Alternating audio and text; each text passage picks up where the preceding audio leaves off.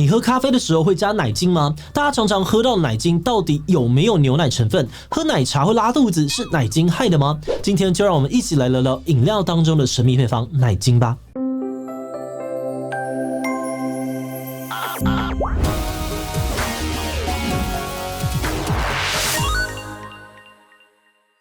Hello， 大家好，我是志祺。在台湾，我们喝到奶精的机会其实很多。除了喝咖啡的时候会加奶精之外，可能呢有的人不知道，很多手摇店的奶茶、珍奶也都是用奶精粉冲泡而成的饮料。不过一直以来奶精的名声都不太好。有的人说奶精是一种假奶，根本不含任何牛奶成分，超级不健康。甚至还有不少人怀疑喝完早餐店的奶茶就会拉肚子，都是奶精的错。那么今天呢，我们就要一起来看看奶精到底是用什么做的，真的很不健康吗？而喝完大冰奶就会跑厕所，又是什么原因呢？依照惯例先让我们进一段工商服务时间。你想让大众一起了解某个问题，或想要宣传产品资讯，提升品牌的知名度吗？欢迎参考志祺七七的商业合作方案。第一种方案呢是制作一支8到10分钟的知识型影片，我们可以将产品结合有趣的知识内容曝光，或把特定的主题变得更好懂，让大家一起来讨论。第二种方案呢是制作40秒的广告，并置入在我们的节目当中，它的制作迅速，可以多色的曝光，特别适合传达产品功能、活动内容等等。而第三种方案呢，则是 Shorts 短影音，透过有趣专属的1分钟节目内容，帮你有效的传递资讯给我们的观众。而最后，我们的志祺七七 Podcast 频道呢，有1分钟的口播广告合作方案，同样适合宣传各种产品或活动资讯哦。欢迎有兴趣的公司品牌跟广告行销伙伴到我们的官网看看更多详细的介绍吧。奶精到底是用什么做的呢？市售的奶精主要分粉末状跟液体状两种，而液体状的又常常做出奶精球跟奶油球，就是我们喝咖啡、吃茶冻的时候会搭配的那一种。虽然说不同厂牌的奶精配方都有点差异，但是摊开成分表来说，大致上都会有植物油、玉米糖浆、乳化剂、柠檬酸钠等等的成分，而其中植物油是最主要的成分，也就是为什么会需要加入乳化剂来让不相容的油跟水互相混合，形成稳定浓稠的乳化状态。而有的食品业者呢，还会添加食用色素，让奶精的色泽更接近奶油色，又或是加入各种香料来增加风味之类的。等等，说到这里奶精的奶去哪里了？所以奶精里面完全没有奶制品了。其实有的业者为了风味或是其他的考量，还是会在奶精当中加入脱脂奶粉之类的乳制品。所以要说奶精一定都没有牛奶的成分，这句话可能不完全正确。只不过市面上面确实有很多的奶精产品是没有添加任何乳制品的，又或者虽然有加，但也只加了1咪咪而已。在过去，不管乳制品在成分里面占比多少，这些产品都叫做奶精，也没有分得那么细，也让消费者常常搞不清楚自己喝下去的到底是什么。而为了避免奶精的名字骗很大从2017年开始，食药署就针对市售的奶精产品祭出了相关的规定。只有呢，在原料里面牛乳乳分的这个重量呢有超过1半的产品，才能够大大方方的说自己是奶精。而如果成分当中呢有牛乳或者是乳粉，但含乳量低于50% 的话呢，就要在包装上面标示非乳奶为主。而至于那些完完全全没有添加任何牛乳乳粉奶精，也必须要加注不含乳奶。这些标注的字体呢，都必须与奶精的品名大小一致，让消费者可以明确的辨别他们买的奶精到底有没有加牛奶。所以大家以后如果有使用到奶精的话，都可以多加注意这一点。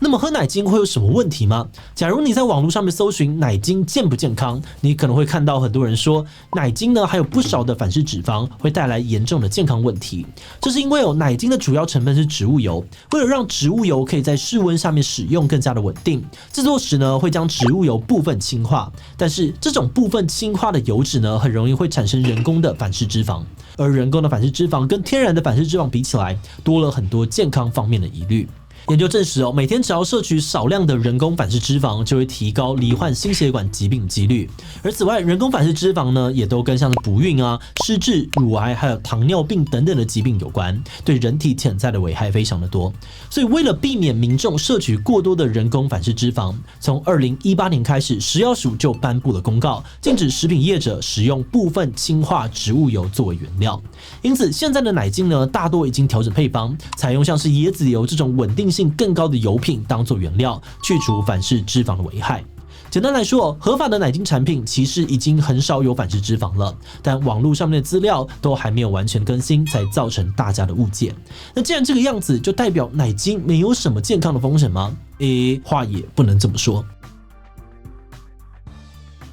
首先，虽然政府有明文规定奶精不可以使用部分氢化的植物油，但流通在市面上面的奶精产品是不是都有经过严格的把关，可能还是有点疑虑。而另外，撇除反式脂肪的问题，奶精还是有很多不好的地方。如果跟牛奶来比较的话呢，牛奶富含丰富的矿物质跟维生素，像是钙质啊、维生素 A、维生素 D 等等，但这些成分呢，在奶精里面的含量都非常的低哦，甚至完全找不到，可以说奶精几乎没有什么营养价值。而且奶精的主要成分是植物油跟玉米糖浆之类的，不只含有大量脂肪，热量也远远的高于鲜奶，对身体会造成不小的负担。所以营养师建议大家把奶精当成一种调味品就好，可以的话呢，还是能少吃就少吃。那么以上呢，就是关于奶精简单的介绍。而最后，我们用多一点点的篇幅来讨论一下困扰许多台湾人的都市传说：早餐店的大冰奶为什么呢会容易害人拉肚子？真的是奶精害的吗？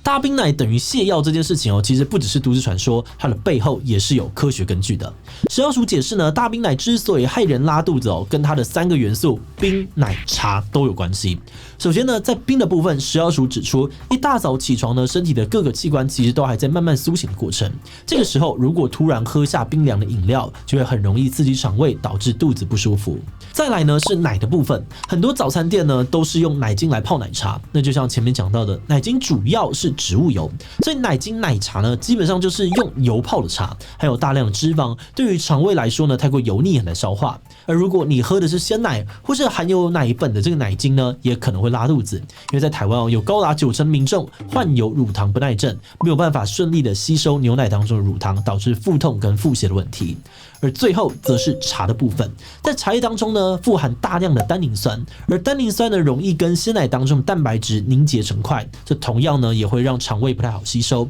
甚至会造成肠绞痛的状况。总结来说，会害你跑厕所的原因呢，可能不只是奶精而已，冰、奶、茶这3个元素都各自贡献了一点，而这些因素叠加起来就让早餐的大冰奶变成了传说级的泻药。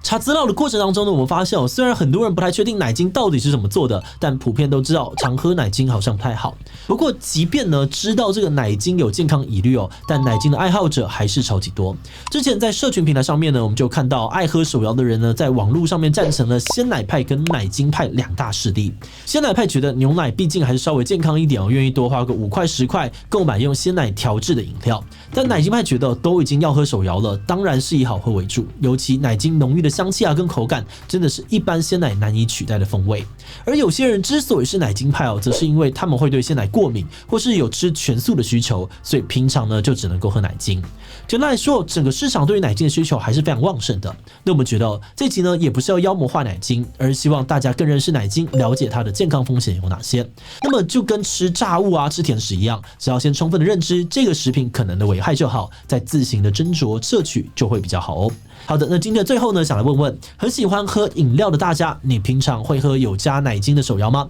A 我是鲜奶派的，为了健康尽量选择鲜奶而不是奶精。 B 我是奶精派的，喝手摇只选好喝的，奶精该加就加。 C 不喝鲜奶也不喝奶精，我都喝植物奶之类的产品。其他留言告诉我们吧。最后，如果你喜欢今天的影片，欢迎分享出去，让更多人知道奶精到底是什么。此外呢，也可以点这个地方看看味精健康吗，以及台湾早餐流派的介绍。那么今天的这一期 C 就到这边告一段落，我们就明晚再见喽。Hello， 大家好，我是张力，我是贺龙，大家好，这是 PR 哥，欢迎收看《超人少年》，我是吴子，我是志奇，我是徐波。哈密 Video Cat 网红馆发烧强片14天抢先看，独